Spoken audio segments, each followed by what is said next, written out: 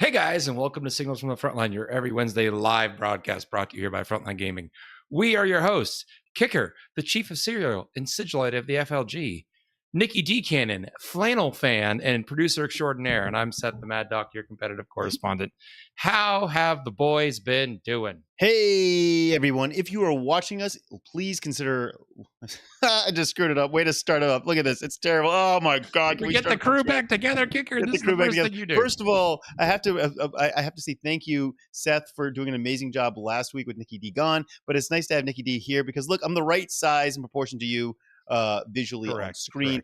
Guys, if you're listening to us, please consider watching us live every Wednesday night, 9 p.m. Eastern Standard Time here on Signals from the Frontline, the Frontline Gaming YouTube channel. We love to see you. You get to see the cool visual elements, and more importantly, get to be part of chat. And yes, it's always a fun, lively chat. We take your questions on air, especially on weeks where we have a producer who is able to read the comments. Nicky Dee, you're going to be busy tonight, man. Guys, gotta make up from last week, so. Oh, we missed you a lot. You're back. Yeah. You're safe. You're back home in the studio. We missed you. Yeah, I was doing a little scouting ahead for Vegas and what that's going to be like. You know, Kicker, you know about some events in Vegas, so. Oh yeah. Lots that goes on there. Yes, it's good. It's still in one piece, but yeah, happy to be Kicker, back now. You run an event in Vegas? Yeah, I believe so. I believe so. Oh, okay. But before we talk about Vegas and LVO and all the fun stuff, I got to brag about my hobby progress. Check this out. This is a squad of 22 Deathcore Krieg. That's because I got a Marshal in there and a Psyker. Do you guys know about this little janky buff here? This is a blob of 20 infantry guys that are pretty inexpensive. You can put a Deathcore Marshal in there and a Psyker. The Marshal gives them a 5-up Feel No Pain. The Psyker gives them a 4-up Invulnerable. So you have this cheap little squad of infantry that is super durable, hard to kill. And guess what? Because they're Deathcore, you get to bring back D3 models every single turn, which is just fun.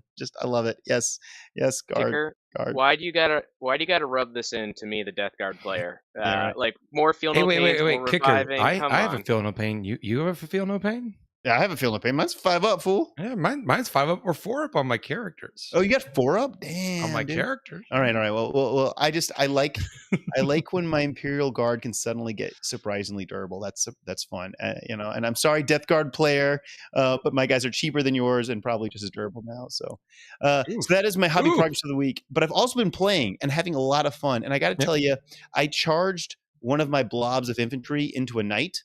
And I had fun with that, and then they got their ass kicked, but it was fun. So then in my last game I played, I charged my guard into Marines, and I've got a squad of guard, not necessarily competitive at all, but they got a lot of power fists in there. The company commanders got power fists. Some of the HQ guys have got power fists, and like I took down some Marines with guard in combat. It just made me really, really happy, and that's my story for the night. I can go home now. Goodbye, Seth.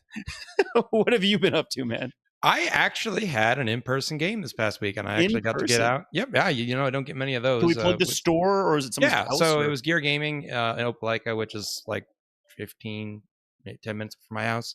So pretty close. I'm fairly certain my opponent's in chat because someone's already talking about how about them Knights. And he played Knights and beat me. But it's a good time. I'm glad to kind of found an opponent locally that wants to practice some tournaments. We talked about tournament etiquette and that during the game, and then I want to say maybe a day or two later he messaged me in chat. He was like, "So when can I go to Cherokee?" Yes. So I might got you another one there, Kicker. One of us. So I really glad I got a chance to go out and play Paul. That was a good time. So I'll be certain to do that again. But in order to do that, I needed to paint up some models because I was using a kind of a spam list from WTC. It was my birthday over the weekend. My wife got me a Vortex paint mixer. Have you ever seen one of these guys? Oh yeah, like the vibration thing. Yeah. Like it just literally take your paint pot and you just press it on top of that little green like silicone port, and it just like agitates your paint really, really, really well. So it's really useful, particularly like mixing up. Like I found like metallics. Yeah. When they'll settle out, and then like that's great at like getting those mixed up. But even for contrast paint, because it's like the layer. That's where I was going. Yeah. Mm-hmm. There we go. So yeah, I did use it on some contrast, just like showing her like, look at how cool this is. Boop.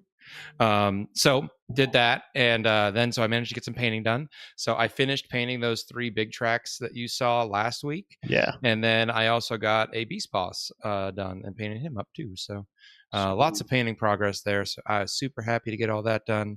And now I'm here with my boys.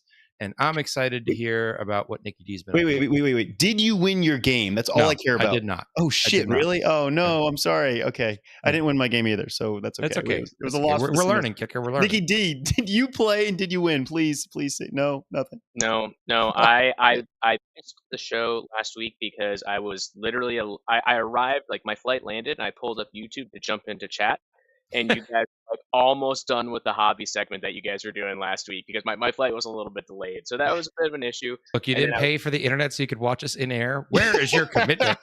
Even if I had the internet my flight was from Dallas Fort Worth to Vegas, and the internet was down for everybody. I was watching a video on my phone, and of course somebody was asking like, "Hey, did you download that?" Because they wanted to see if it was just them, but no. Anyways, I was in Vegas through Saturday night, took a red eye back, and then How was that? I slept pretty much all day Sunday. It was a wasted day on Sunday because of that sleep. So, word to the wise, actually, this is relevant because when you go to LVO, everybody, in roughly, Kicker, you might want to close your ears. 5 months, yeah. When you go sooner than we expect. No. When you go to LVO, I don't recommend taking the red eye back. It will ruin your sleep schedule for the next day for sure. And then I slept in late Tuesday morning and woke up to messages from my boss as to, "Hey, are you okay?" Everything was You're not alive. What's going on? Yeah, it was more so she was worried. Be like, "Nick, are you good?" But I will say though, while I do have a book recommendation for folks, it's not Warhammer related, but the author his name is Joe Abercrombie. He has a trilogy called The First Law. Highly recommend it. But he has a second trilogy that's set like decades later, and I'm in the second book of that second trilogy, almost finished with it. So yeah, if you like things that are kind of medieval fantasy, like slightly pre-industrial revolution sort of thing, it's a really great series. I know Joe from War Games Live has talked about it on his stream. That he's a big fan of Joe Abercrombie as a writer. So if you're looking for something to pick up, check out The First Law. That's my recommendation. Nice, dude. Nice. Let's take it away to some GW news. I guess news in general, but GW news is seeming a little quiet. It's silent, and that can only mean one thing. There's something huge on the horizon. That's generally the pattern here, right? That's kind of what my vibe is. We've seen the previewed Tyranids. Yeah, we don't have a release date for Tyranids. We know there's also alongside those Space Marines because that was the whole battle. Yeah, exactly. Which one would get revealed? So yeah, and we've seen them Legends, a bunch of Space Marine units recently. Yeah. So I think there's definitely something coming. Stuff is on the horizon. What we know for GW pre-order this week is the Middle Earth diorama, which is a nice little collector's piece. I mean, not for playing, just looks cool. They've also got some Blood Bowl characters, but nothing too crazy. But we need to talk right now in chat. Tell us predictions. Nicky Dee, what do you think? What do you think we're gonna get? What's down the line? Why are we sitting in here in this like weird, boring couple weeks? What is Yeah, so I think, and I could be wrong on this, but I think Age of Sigmar is going to have a very big release for Cities of Sigmar is the new hotness, right? And I've heard rumors of October. Okay, so that might not be for a little while then. I know they just put out a lot of images for the very gorgeous models. My brother, when my brothers and we played Fantasy, one of my brothers was a Empire player, which is pretty much the Cities of Sigmar now. Really great sculpts. I even sent him, he's out of the hobby, doesn't play it and doesn't get into that kind of stuff anymore, but even I sent him some of the images and he was like, cool. Well, that is, he's like, that would is you very like to know what my first fantasy army was? Was it Empire? It was Empire. Empire, right? The best. I was borrowing a friend's army back in like 5th edition. And I fired a Hellblaster volley gun into some Skaven and just like obliterated a block of them. And I was like, I want this. Give me this. Do you guys remember the Sigmar militia? I guess it was a kit that had like all these random weapons you could throw in there. I thought that was the coolest kit of all time because there's like a shotgun and a crossbow and all this fun stuff. Everything. Shotgun. No, legit. It was like a musket gun or something. It was really cool. But yes, the Cities of Sigmar is on the horizon. Nothing has been released or announced officially when that date is coming, but we know it's coming. It is a totally revamp for the entire line. I mean, for the majority of lines, and they've also, because of that, they phased out some of the older models. So yeah, this will be big. But I feel like there's got to be some big stuff coming. Like there's got to be some more big stuff coming. Seth, what do you think? Do you have a prediction? We've got Nicky Dee mentioning Cities of Sigmar, which we know is coming. Seth, you got anything? And Nicky Dee, maybe chat's got some good ideas. Yeah, I mean, chat's pointing out that the GW did announce there was a delay in the shipment for Imperialis. Yes, that's the new epic, basically. Yeah, so that certainly could be part of the delay. So good catch there, chat. With them releasing a roadmap for what we should expect for 40K for the rest of this year, because they released a roadmap right at the start of the edition that I think covered through like spring of 2024, if I remember correctly. So I don't imagine we're going to get a surprise there. They're not going to be like, hey guys, guess what? I know that we told you all this stuff was coming in this order, but it's suddenly Votann Codex. Like, we're getting a herd. We're getting the herd, right? Yeah, so I don't think that's going to happen, because they'd have done, like some, blacked out little box with a question mark, like redacted, like to give us something to be like, ooh, what's that going to be? So I don't think it's going to be 40K. I don't know that we have a solid roadmap for AOS. Chat, let me know if we do. And I'm not saying this like anything that's internal knowledge here, but if you just go online, there's a lot of rumors about Kill Team getting their big refresh soon. We do know there's a new season on the horizon, so that's options as well.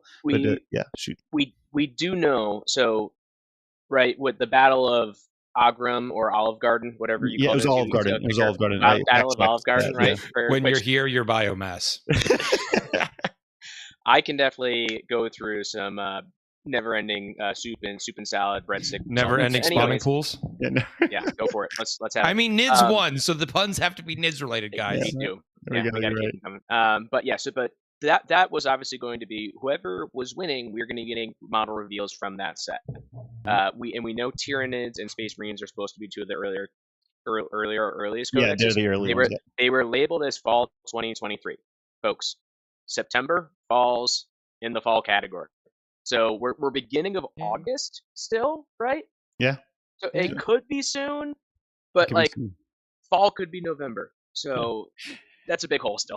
And those codexes, when they drop, they are going to help set the expectations for the entire edition, right? Because we don't really know how in depth a codex. Yeah, I mean, we've heard a lot that the data sheets probably don't change. I've heard that rumor pretty well from a few different people, but they could still change a lot about how an army functions. They could change a lot of army rules associated with those data sheets. And I don't rule out, even if GW has said it doesn't change data sheets, I don't rule out them being like, hey, we're going to take this opportunity that when we release this codex to release an updated PDF with adjusted data sheets for an army. Yeah. Okay. So if we get anyone else in chat giving us their ideas, I'd love to hear them out. Seth, did you see anything else? Because predictions are fun. Yeah, I don't Dean's in chat predicting that he expects pre-orders for Space Marines and NIDS to go up prior to Nova, which is at the end of August usually, so that it drops at Nova. Yeah, that would make sense. Or at least revealed at Nova. So, they usually do a Nova reveal and Adepticon LVO reveal, so that can make sense. So let's sit tight. We will see. Let's jump into some nerd news. Nicky Dee, why don't you start us off, or is this maybe Seth want to start us off? Yeah, I can at least cover the WTC. Okay, Seth. So the War Masters singles have been going on for 2 days now. Which is, can you explain what that is? Yeah, well, also it's just confusing to have a singles tournament that started on a Tuesday. Like what the hell? Yeah, is that a European thing? That's a European thing. Well, no. So the main kind of the big show for the WTC is the team component, the World Team Championships. That I believe kicks off on either I think tomorrow afternoon. Yeah, tomorrow afternoon, which I think is still Thursday for Belgium. Chat, correct me if I'm wrong. Time change is hard. Time change is hard because I've been getting up in the morning and at breakfast watching round 2 of a tournament, which is very, very confusing. So much so that I was actually talking to Joe prior to all this tonight, and I was talking like, hey man, if you got some time, why don't you record some bits from the ground and we'll put them up on air here for you. And he was like, yeah, sounds great. And I was like, you probably want to pre-record them, or we could do them live. He's like, well, what time do you go live? And we did the calculations. It was like 3 a.m. for him. So it wasn't going to be live. And then Joe had some software issues that he's been working through, so he didn't have time. He's been spending his evenings sorting through that. So, but yeah, it's been a lot of fun to watch. It's interesting to see a lot, like the rule with the WTC is everyone has to communicate in English. The judges are in English, all the players are in English. so we're seeing a lot of players from a lot of different countries that we've not seen before, and Joe's really kind of putting the spotlight on them, which is nice to see. But even then, would you like to know who was showing up in the undefeated brackets, as far as rounds 5 and 6? Kicker, Art of War guys. Well, our good friend and winner of the LSO, Ben Jurek. No way. Yeah. All right. Ben Jurek was there kicking butt. That was because of him coming to our event and exactly getting some practice. And there. then we saw Quentin Johnson actually. He played Quentin Johnson and managed to make it into Quentin. I think has made it into the top 4, if I understand correctly. Congratulations. But Quentin, we've seen at Cherokee for several years now, as well as LVO. So it's kind of cool to see like these guys that we know from these events have traveled over and are doing well. Like Kicker, Brent Urbanowski, the Catachin. Yeah, of course. He's over there playing for the UN team. Hell yeah. That's awesome, man. Yeah, so it's cool to see. It's these people we don't know, and then intermixed amongst them is enough faces that we do know to kind of, one, it's cool from a story standpoint because you're rooting for your guys, but also too just to see like, hey, I know Brent, I hung out with Brent. Oh man, this guy's beating up on Brent. Oh my god, it must be amazing. Things like that. That's pretty cool. So yeah, it was a lot of fun. So check that out. Great coverage. They also have the wonderful, the effervescent, the never stops talking Adam Camilleri as their commentator for the weekend. Adam flew from Australia to Belgium just to sit next to Joe and talk for 6 days. They have 6 days of streaming. That's Kicker. Sweet. So is this streaming on Joe's channel or on a WTC channel? It's going to be streaming on Joe's channel, cool. Which he's been doing the singles. There is a French channel that has also been doing the singles. Tomorrow is a Spanish channel starting to cover teams. Then all 3 of them are covering teams.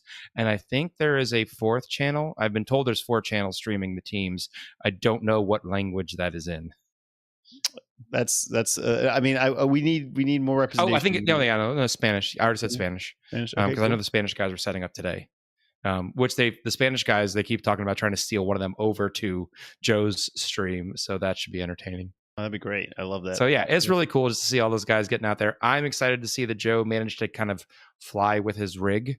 Yeah. How did he get his RV over the ocean? He didn't. So he figured out how to pack up his rig into a couple Pelican cases and fly them to Belgium.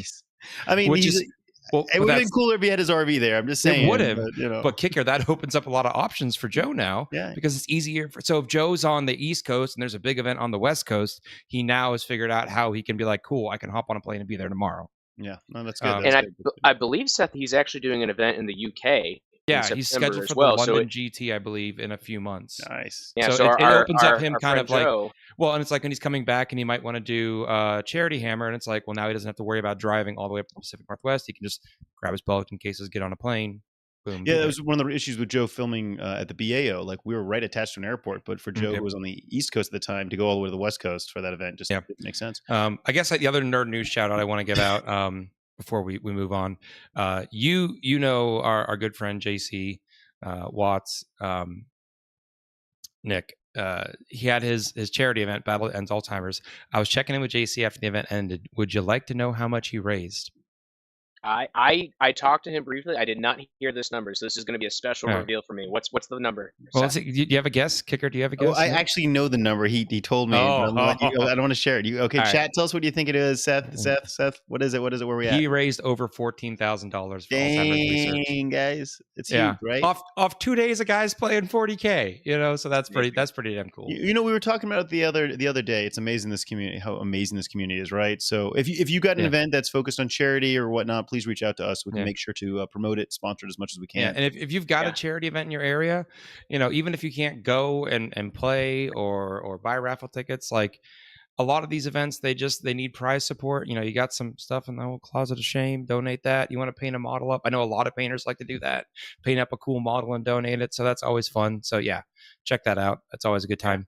I will say real quick for JC's event, the Battle to End Alzheimer's, he already, not publicly announced, but he already has a date for the next iteration of it that will be in early 2024. So Seth and I will definitely be talking about it. I have it penciled in. Yeah, and I know he's got more events in the works in his plans for some other charities, so that'll be cool. All right, guys, I got to brag because I did some sleuthing. I wanted to get it, I wanted to see what's on the horizon in terms of media content, movies, TV series, because I'm such a geek for this stuff.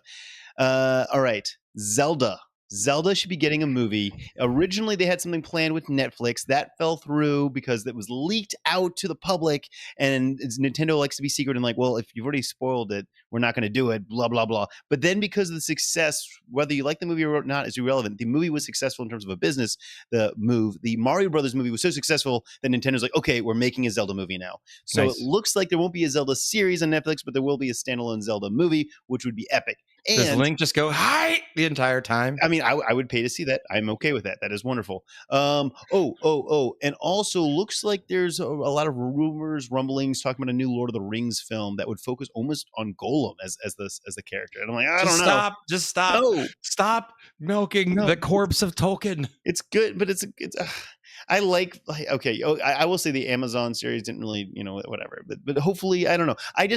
The original Lord of the Rings trilogy is still epic. Do you know how old that series, like those 3 movies are? They're old at this point. Yeah, but they're still good. They're still good. And I was like, we need a few more of those like epic movies that I can show to my great grandchildren and say like, this is. Man, you are getting several steps ahead there, bud. Yeah, I know, right. But I feel like something like the original Star Wars trilogy, the original Lord of the Rings trilogy, those are timeless, and I want more of that. Hopefully. All right. Well, Kicker, before we move on, I do want to bring something up from chat that I know you and I personally would love to help with, as well as Nicky Dee and my wife, if she can hear me in the background. All right. Our good friend Kelsey Ito is in Hawaii. Yeah. And I don't know if you've been following the news, but most of the big island of Hawaii, Maui, is on fire. Oh, shit. Oh, no. With forest fires. So he's talking about trying to get a fundraiser or a charity event together to help some of the people in need there. So Kelsey, tell us what we can do. This community is loving. So let us help you. All right. Hit me up after this and let's make something happen, man. And I'm 90% certain that my wife heard me. She would be screaming that we have to help because she loves Hawaii. Yes. So she's been, I'm not. Let's hop. Do we have anything else on the pop culture radar? Do anything else that is something we have? Barbenheimer. That's about Barbenheimer. That's 2 weeks ago. Now we can move on. It's never over. It's never over. It's never over. Okay, cool. Let's talk about the. I have Kenergy. Kenergy cheese. Frontline Gaming event news. Basically, the Las Vegas Open has got a few little things I wanted to point out. The Kill Team narrative is totally sold out now. Boom. 40K narrative is almost sold out. We're still selling tickets daily. I don't know how long that's going to be. And this year, 40K is pretty damn epic in many ways. First of all, the 40K champs is bigger than ever, of course, but that's one thing. But people don't understand the 40K narrative at LVO is a whole nother world of epicness.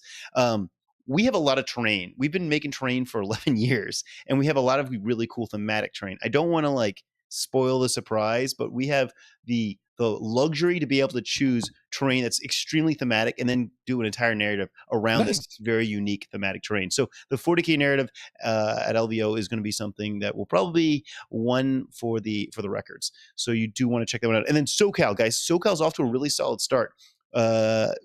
I'm just blown away. It looks like the 40K champs is going to be significantly larger than last year, and I was not expecting this kind of growth. So I mean, obviously, tickets have only been live for about a week, so we don't know where it's going to be at the end of the day. But SoCal is kicking butt right now, and I know people really like the logo. Everyone's been asking to of just course. Yeah, no, right. 2 year in a row. Surfing orc logo apparently is popular. So we might have to make that just some generic 40K, Frontline Gaming merch that just has a surfing orc. I'd buy it. Nicky Dee, do you have a signal short for us? I do, and let me change the screen here really quickly. This week, it's still summer, guys, so this week's signal short is going to be pretty straightforward. What Warhammer character would you want to invite to your summer barbecue? Oh, jeez. Easy answer. Okay, you go first, Seth.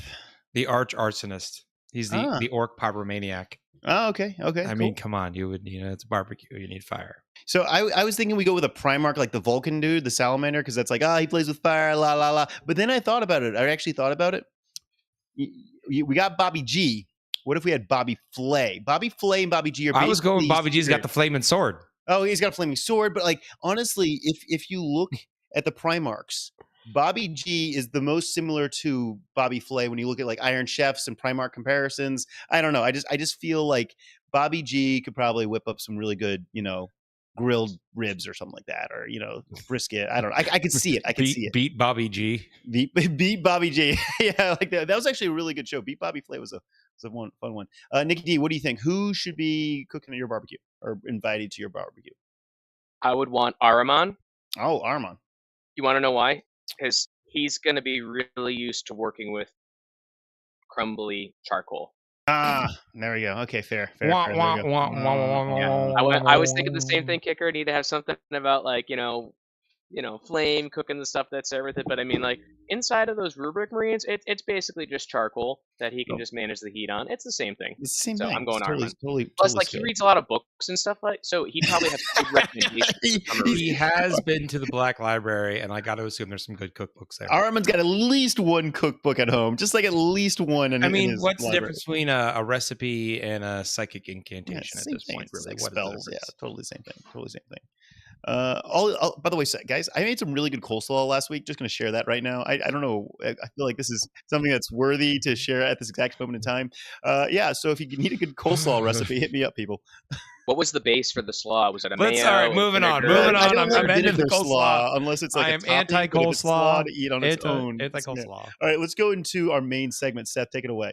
Yeah, so this main segment is kind of one that's been percolating in the community for a while that we wanted to bring up and address, and it's what is everyone's thoughts on 3D printed models, and particularly 3D printed models at events? And we did put up a poll. Yep, we did. And the poll results were not surprising at all. Pretty resoundingly, people are in favor of 3D printed models as long as they can tell what they are.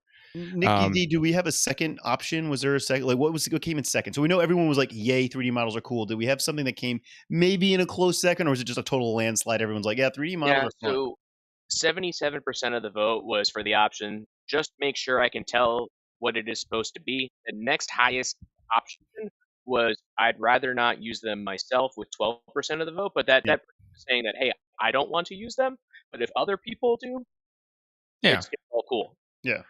All normal.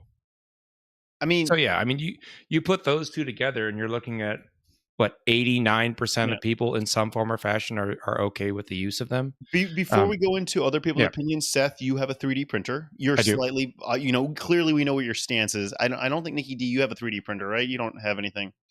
I do not. My father-in-law has one and keeps asking if I have things that he wants to, because he wants a reason. He wants to use it. So I don't think I'm myself if I can just give him a call and just say, hey, here's an STL. Yeah, right. Well, I do not have a 3D printer, and I want to. I mean, like, I don't really care what the hell you have that represents your unique figures, but I definitely am in the minority that I don't really want to use 3D parts on my models, just because I guess I'm a collector at heart, and like I'm somebody that will try to find the original GW print because I love the like collection aspect of it. It does hinder my ability to do some conversions, and it does hinder my ability to source some parts and whatnot. But like, I'm a collector as much as I am. I guess that's a big part of my hobbiness. I guess is having all these pieces. But overwhelmingly, like I said, I could care less what my opponent has. Seth, we have a lot of different comments. People said a lot of things about why 3D printing is so badass. Do you want to take some of the responses? I'd be happy to, but Kicker, I think kind of the burning question on everyone's mind is what is FLG's policy?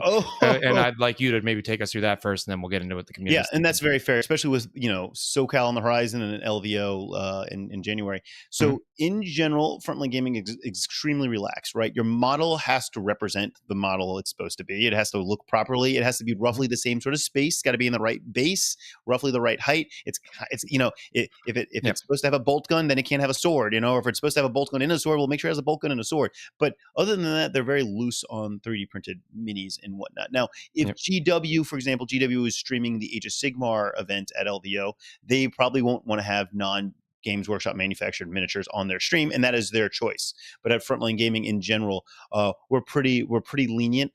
But, and this is the really important thing, you always want to email the judges or the TO with pictures of your model to get formal approval, because this also protects you in case your opponent is like, oh, you're cheating, or I can't see your model. Your model's, modeled for advantage or whatnot. Yep. I would say a great rule of thumb right in that line, Kicker, is if it is not the box standard model built following the instructions, even if it's like a kit, a kit bash from GW parts, or it's, a part that you cut and reassembled in a different manner to try to get a different pose, whatever. If there's any question, if it's not the box standard, just send it to your judge team, your TO, whatever event, FLG or otherwise, to get approval, because having that approval before the event is super important, because if you get there and the judge rules that no, you can't use that, and you don't have a way to replace that model, some events will just pull your models. Yeah, exactly. They will pull your so getting that confirmation back from the judge is your get out of jail card. It protects you. You're safe. And almost with every your opponent event too, right? packet, With your opponent too, because sometimes opponents might be a little like, oh, that's not doing the right job. You can just show that to your opponent. And I actually have some examples I threw in here in our slideshow. I think Nicky Dee's got them in here. So, for instance, this is 2 big tracks. The one on the right is the Forge World kit. The one on the left is a 3D print. They're the same footprint. They have the same war gear. They have the spikes on the front. They got the 2 guns on the side. They've got a transport area in the back. They're a very similar footprint. I haven't particularly used these in an FLG event, but the next slide, I've got in the middle a GW Beast Boss, and then I have got my Mad Dok model on the left there, and I've actually used that model as a Beast Boss for an FLG event, and I sent a side-by-side photo, multiple angles of those models side by side to our judge team, and got approval before the event. And then the other one is on the right is another Beast Boss model from a third party called Mr. Modular. So you can get a lot of variety, and that's what I personally like about 3D printing. Is I've got the GW box standard model. I like it, but I didn't want to have 3 guys that looked identical in my army. So then I was like, okay, well, I'm going to go 3D print one from Mr. Modular, and then I got my own sculpt, and I was like, I'll make him a Beast Boss too. So like, you can provide some variety, and that's what I like about it. And Seth, let's pause right there. If you're watching the stream live, you see right there the visual image. We've got 3 models. They're all the same base, because that's really important. Same base size is really, really, really important, and they're all roughly the same height, which is another really important. And they both have the same war gear, a claw and an axi sword thing. So that is a perfect example of what is approved. The base size is non-negotiable, and height is it's hard. You don't have to be exactly the same height, but height does matter. Yeah, and you can see all 3 of those models basically have the same silhouette. In terms of positioning them on a table, you can get the gist. And I always go through with my opponents saying, hey, this is what these are. And the nice part about having, in this case, one of the actual GW and 2 of these third-party sculpts, if there's ever a moment where if we have to know exactly what is the real model silhouette in that position, I can just switch those 2 out. It's real easy. So anyway, let's get into what some of the folks in chat and in our comment section on our community page we're talking about. We've got lots of folks like their own custom art. Joseph's talking about having a fully 3D printed army, but only if it agrees to the sculpts that are actually different than GW. So he wants it to look different. He doesn't want to simply just have pirated GW models. He wants them to look distinctly different. And there are, if you go out there and start looking for 3D sculptors, there are tons of people that, they know the community. They know roughly I need a vehicle with this equipment, but they can make them drastically different. Like if I was starting over again today with orcs, there are so many pirate sculpts out there now for orcs. I could do an entire nautical pirate themed orc army. I could do the Mr. Modular. I'm a full disclosure. Are we getting sponsored by this guy yet? No. Get sponsored by him. But like he's every month he does a new theme, and this like last month was just like, what if we just did rock band orcs? Yeah. And so I could just do like a whole squad of orcs decked out with guitars and drums and whatever. Like, so there's a lot of really cool theming you can get there. Nick, you've been keeping an eye on chat. There's some discussion about possibly better designs. Yes. So better designs can work in a lot of different ways as it goes. And some folks noted this, where sometimes just the models or items that are the kits that are available from Games Workshop, sometimes they're just old, or sometimes people just like alternatives there from it. So this is getting into some of the further comments as well. But folks pointed to warp spiders. Guys, there's a decent number of players at FLG events and Warhammer events everywhere. There's a lot of us that are younger. Well, not me, but there's a lot of people out there that are younger than these sculpts are. Yeah, I have seen Eldar players older than with models older than them. Yeah, and there are actually my round 6 at ACO. I played against a guy that had a lot of custom, Eldar models, because there's a lot of them that there's some of them that have recently switched over to plastic kits that are really great.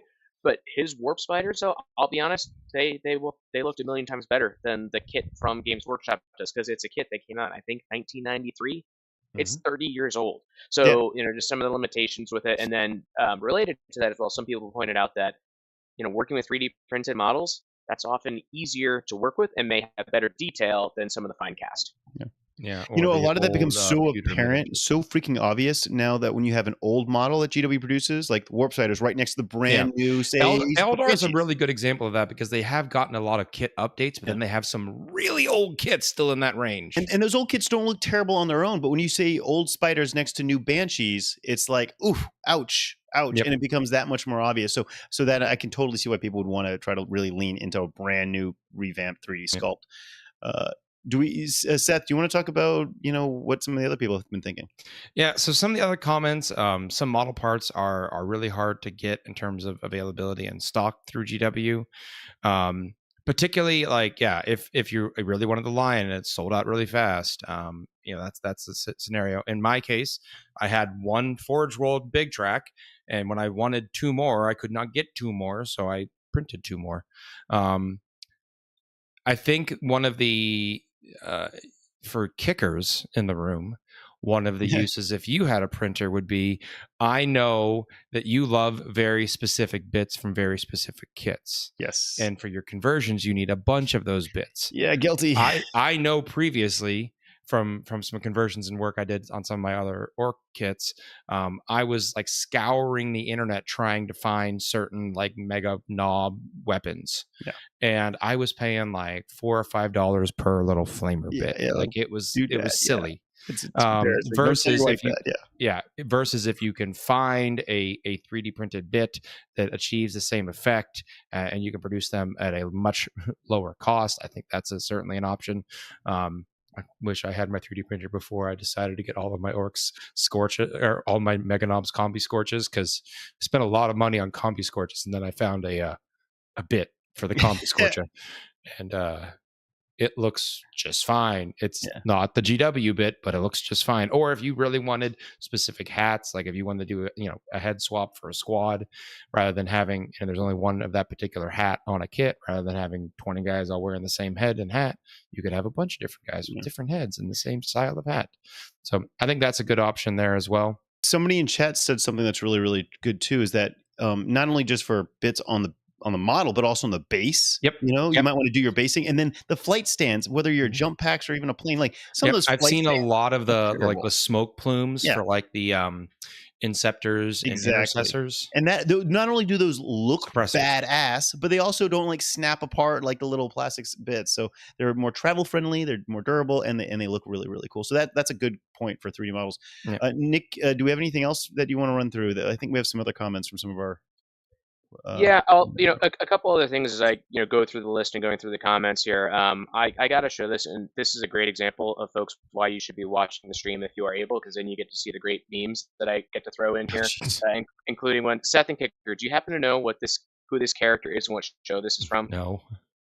Sorry. Okay, Harvey Birdman, attorney at law. This character on screen is Phil Ken Seven, voiced by, before he was Stephen Colbert on their Colbert Report, Stephen Colbert. No way. So, awesome. Yes, this is one of my favorite scenes, favorite quotes. I can tell you his quote, haha, not to scale. It's not in reference to miniature models. It's in reference to totally something else, and we'll leave it at that because we're a PG show here, folks.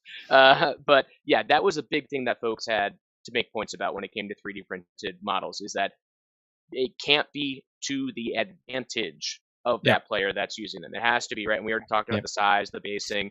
There were some folks pointing out where, hey, if there should be an arm sticking out or a cherub on the St. Catherine, and if you've got some other thing where it's not there, there's some intricacies that are there to it, but really the scale is perhaps the most important thing that needs to be included. That they really just need to know, hey, what the heck the thing is. I will also point out too, as it goes to 3D printed models, we talked about availability. Brett had mentioned that, especially going from 9th to 10th edition, scale or size of units may change, right? I know there's a lot of Custodes players that have been trying, because of the changes of how Custodes unit sizes are, they're trying to find like one Custode model, or like splitting a box amongst like 3 people and they each get one so they can fit the right unit size, right? So there are some instances there where Games Workshop's own changes for the game from time to time can also mean hey, do we have to split a box? Do I have to buy a box just to get this one model, or do I just 3D print this additional one and make it a little bit more, characterful, a little bit more unique? How that's going to be set. But I think really I think that was some of the key things that I got out of there. Anything else you guys wanted to cover? I think there's one important point that Jeff in the comments section had brought up. Yeah, that's a good one. 3D printing is a great tool for the hobby, but it should not be the tool used to the exclusion of supporting local stores. Yeah. I know a number of local stores that do allow 3D printed models in their stores, but if that store doesn't want you to use a 3D printed model, it is their space, it is their right. And you really do have to think about it. Whenever I go to a local gaming store, I always try to purchase something, because at the end of the day, I'm spending a couple hours using their tables, their terrain, in their space. You're literally renting that space from them. Yeah, and buying something, hobby supplies, snacks, if you're in other game systems, or buying some of those models that you need there. I think that's important. So don't, there certainly can be some cool custom 3D printed armies. To me, I think it's really important to still support that local LGS and buy some models from them, even if you are still 3D printing parts of your army. So, and I know that rings true with a lot of friends. I have not a small number of friends that own game stores at this point. So I know the struggles a lot of those owners go through, and taking that source of revenue away from them is definitely a detriment to the community. And if these stores don't exist, you don't have a place to play. And a lot of these stores are also where we're running, people are running small tournaments and meeting up, making friends, meeting their game groups. Those stores are the anchors of each community, right? That's where you have your tournaments, where new people go to find and discover the hobby. So we need those local stores. All three of us at some point have been in a local game store and made friends. I know I have lifelong friends. One of my groomsmen, as my wife would call him, our best maid of honor. I met him at our local game store when we lived in Baltimore. So I could not, have done so many things in my life without the support of that really good friend. And not having those stores, not having that community because of something like 3D printing would be an absolute travesty. Yeah. Some of the things I'll just add to, Siggy in chat notes that, the store does support 3D items. Like, if you're going to be doing 3D printing and doing some of the things like that, would the store consider, selling, can you talk with the store owner about getting some of the parts or supplies that you might need for 3D printing from the store? I know there are a lot of supplies needed. There's a lot for that particular hobby. So that's actually a cool idea. Yeah. So if you're going to be getting the stuff anyway, say, hey, can you guys get this resin, alcohol? Yeah. Yep. And because a lot of those are not fairly, but standard enough items that they may be able to get. And then the other aspect that I know from working with local gaming stores is that if you're going in and you're not necessarily, buying some of the big stuff, that sort of thing, it's okay to talk with the store owner and go through some of those things where, hey, I need to buy some snacks or whatever else. It's just the little parts that are there with it. Find out from them what are some of their higher margin items. So, hey, if you're going to spend $2 on a snack, find out which one is a better sale for them. And hey, that every little bit goes a long way to making it a healthy community. Yeah. All right. Well, Kicker, do you have any final thoughts on 3D printing? No, I think it's part of the reality we live in. Love it or hate it, it's not going away. Correct. So I mean, generally, people don't seem to have a problem with it, but just remember how it does impact other people, like those local stores. But anyway, no, I really do think that it's just a part of our life now at this point. Right. So, Nick, I think we're going to go in for a 3D printer for Kicker for Christmas. Oh, jeez. I don't need any of this fancy pants technology. I like my, Actually, having worked with Kicker now for several years, I think the computer end of a 3D printer is probably beyond your ability. Yeah, no, not happening. Not happening. I like pen and paper, please. Thank you very much. You can't 3D print with pen and paper. I can't. Oh, okay, geez, not happening. Unless there's like the little pens. No, use to print with filament. Yeah. Oh, yeah. That actually be kind of cool. You could draw a little stick figure model. This is my guardsman. Let's jump into the Frontline Entertainment news. Seth, do we have anyone that's doing anything cool? So I think there's one guy. I already plugged our friend, but I'll plug him again. go check out Joe, War Games Live. The man flew across the world for you to show you the WTC. This is the most we've ever seen on WTC in terms of broadcast. So go check him out. Go support him. I'll let chat know that he brought up the other day that he had to rent poles to put his cameras on, and that cost him, I want to say, just to rent those what essentially are glorified tripods, 300 pounds. Yeah, sounds accurate. Or euros. It's euros in Belgium.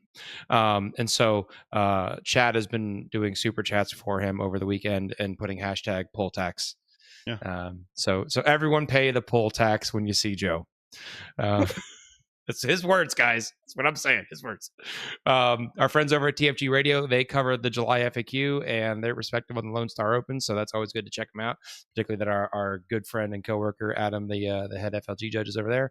And then Kicker, you actually turned me on to a group that I wanted to give a shout out to, Fury's Finest. If you are into competitive MCP, these are the boys for you. And they were at Lone Star Open. They gave us a great shout out, so I just kind of wanted to return the favor to them and give them a huge shout out. So go check out Fury's Finest. It is definitely a deep dive into competitive MCP, and if that's what you're into, I mean, they're talking meta stats, they're talking list compositions. It's all the juicy, crunchy stuff that we like over here on the 40K competitive side, but for your MCP folks out there. So. Now, guys, every Wednesday, we do a kind of a work in progress thing on the Frontline Gaming Community Facebook page. And we ask you to share your photos so that we can kind of peruse through them, see what's happening on, people's hobby desk and what's going on. Seth, we've got a few people. Daniel here has got the first one for the week, right? Mm-hmm. Yep, he's got some Wolfguard Space Wolf Terminators in progress. You can see they've got some bases in progress. We got a few guys. Of course, it's Space Wolves. They have to be covered in pelts. But he's done some great work there. So I'm assuming that their arms are going to be Thunder Hammers. So I'm kind of interested to see what those are going to be when they come on, because I'm hoping they got some cool like OSL, some Frost Lightning or something like that coming off them. What do we got next? Nicky Dee, you take this one, man. Right there. Our next one, guys, I got to point this out. We've had a lot of Ultramarines in recent weeks here. They're a popular chapter, right? There they are, the poster boys, but this is Michael Thompson. It's Michael, but with a P. That's the name on Facebook. But he's got some Ultramarines here getting excited for their codex. There's a couple of it looks like the Brutalis Dreadnoughts. He's got 3 of the Brutalis Dreadnoughts. And then it looks like it's some of... No, they're not the Brutalis. The Brutalis are the ones with the claws, right? Claws, yeah. These Ballistas. The Ballistas, yeah. Thank you. Yep. So it's got the Ballistas, and then he's got some... it looks like just some intercessors, that are... You're supposed to be the Space Marine player. I haven't done the big dreads. I'm more of a fan of just the marine bodies, not the dreadnoughts as much. But yeah. Yep. So that's Pikel's though, but really nice, deep blue to it. Really like the color that they have going there. And then our next one, I believe, Seth, you want to take this next one here? Yep, we got us a beautiful work in progress on an AdMech Imperial Knight. And Kicker, you're going to love this because it's nice and grimy. There we go. That's and this is by Daniel Gaumond with a good grimy AdMech Imperial Knight. But it's a real skill set, people. Yeah. Like, to paint grimy and make it look really good, not just like kind of good. That's a whole skill set there. So, well done. I always love really good weathering. When I had an Iron Hands army, like in 7th and 8th edition, I did like a lot of chipping to their armor because it looked really, with a black armor, then you chip and you get that bright silver underneath. It looked really cool. And then I had them on like some really kind of Martian-y soil. So I did a bunch of like, caked up dust on their armor, like they've been trudging around in it. That kind of stuff just really makes it, really kind of just like builds the narrative of that army. You understand where that army has been, what it's been doing. These guys aren't fresh off the line. They've been down here in the trenches slugging it out for weeks, kind of stuff. So I love that little bits that add to the story. What's our last one? Oh, is this Battlefleet Gothic? Are we looking at Battlefleet Gothic? This is from Shane McNair, Volpusgeist for Battlefleet Gothic. I don't even know what to say about this thing, man. Like, this is a blast from the past. Beautifully painted, of course. For those not in the know, this is a spaceship, basically. Yeah, I don't know the class or what category. That's honestly, Battlefleet Gothic is one of those games that I've heard so many things about, but I've never had a chance to play. I think there's a Steam version of the game, right? Yeah. There's a PC Or at version least of the there was game. at one point. Yeah. So Okay. Hot take. Do we think this is ever going to make it into like a remake? They remade Epic. Do you think they're going to remake Battlefield Gothic? Do you think? I personally think that a really cool spaceship combat game like X-Wing has been very popular for a long time. I think if GW can do something that is,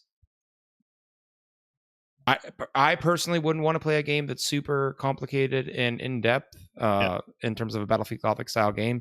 If it was more of a beer and pretzels game, something that I could just pick up and play kind of on the weekends with friends or a random Thursday night at the game store kind of stuff, I totally would be down with something like that. So I'm going to just throw this out there because I come from a very fortunate position where I get to see all the data and I'm very much involved. And I was speaking with community and industry leaders this week. Guys, Armada, this is the AMG game that's like X-Wing, but instead of being like 5 ships or so, it's like a fleet you take on. This game suddenly is on fire. I don't know what's going on. X-Wing, but not an Armada. So X-Wing is like you got like 4 or 5 ships. X-Wing is you have a fleet that's going into battle. It's similar, but you play in a larger board size. X-Wing is 3x3. Armada's 3x6. We have both of them at most of our events. We had both of them at LVO, LSO this past month, and we're going to have them both at LVO.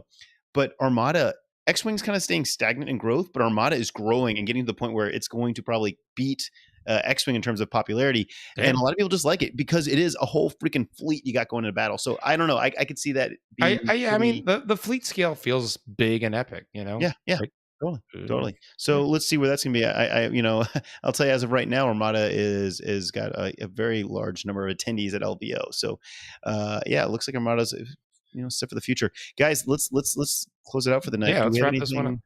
Final thoughts for the night, gentlemen? I got to go ice my broken toe. That was a real hobby injury right there. I was painting at my hobby desk and fell off my stool like right on my toe. I don't know what was happening. I was painting late into the night. I was tired. So legit hobby injury. One quick chat question that I feel you are most apt at addressing. Yeah. Kelsey asks, does FLG sell mats in the sizes for things like X-Wing and Armada? Yeah, we do, Kelsey. We have mats for basically every game system out there, from A Song of Ice and Fire to Armada. The Armada mats are actually really nice. We have some custom design ones done by some artists that are friends of ours that are like just gorgeous. Like that's the kind of thing you would hang up on your wall and frame. It's that pretty of a mat. But yeah, we do basically. Kicker, hold on, Kicker? Do you have framed FLG mats around your house? Not yet. You know what, guys? Hey, let's just put this out there while we can. Nicky Dee, Seth, watch the chat. Let's monitor the situation for the next 7 days, guys. Should we make a Signals edition battle mat for 40K? We can make it smaller for Kill Team or Star Wars. We could sign the mats. Sign the mats. I don't know, what would the theme be for a Signal? Would it be like a Las Vegas ruined battlescape? I don't know. Let's come up with something really Kicker, cool. I have a horrible idea. I love it. It might be a great idea. Okay. You know how we normally do mats that go inside our army display trays? Yeah, of course. Yeah. What if for LVO we did a custom mat with different FLG staff members and different media personalities are going to be there, and you have to go around and get your mat signed by all of them? Oh, that could be fun. It's a signature scavenger hunt on your mat. Signature scavenger hunt. And then you get to go home with all the autographs. A really unique piece of swag. I mean, I'm all for it. So that's definitely something we can talk about doing. Chad, if you want that, you need to email Kicker constantly. But my also, bad ideas become products. I really do want a custom, really sick, like Signals edition landscape to battle on. I don't know what that is yet. I don't know. So I mean, we could just do the background. We could just do the background, but it has to be the problem with the background is because the mat, it needs to be like the ground level. Exactly, it would have to be that, but we could have like a Seth the Mad Dok's like outpost, somewhere that like appears on the map, like a Nicky Dee producer, signal array. I mean, there's other things we could. Oh, I actually like that. I like that. Dean seems to be on board with my signature mat idea. Okay, we got somebody. We got a vote for the signature thing. Okay, so I will be icing my toe for the next 20 minutes after the show. Nicky Dee, any last words for the night? I am on a work. My day job, my day job, night job, day man, night man, sort of thing. My day job, I'm on work travel again. I'll be out for 4 days. Not taking a red eye flight this time. Okay, good. Very excited about. And I'm probably gonna watch John Wick 4 on the flight. I haven't seen it yet. I've been slacking. I know I really want to watch it, so I will report back next week on if I watch John Wick 4 or some other ridiculous movie on my flight. That's it. All right. Well, we thank you so much for joining us. We really hope you enjoyed this episode of Signals from the Frontline. Have a great week, and we will see you next Wednesday. Good night. Bye, guys.